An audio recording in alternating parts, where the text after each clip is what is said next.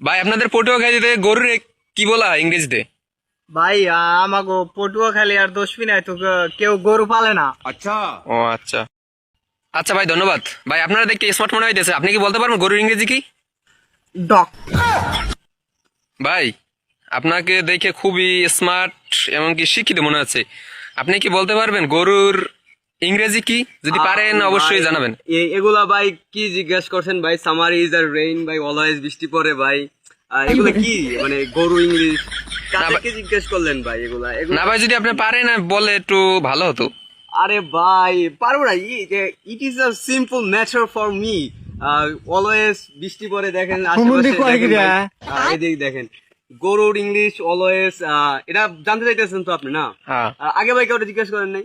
ভাই, জিজ্ঞেস করছে মূর্খ টুর্খ দ্বারা বলতে পারে না। ওরা বলতে পারে না ভাই? না।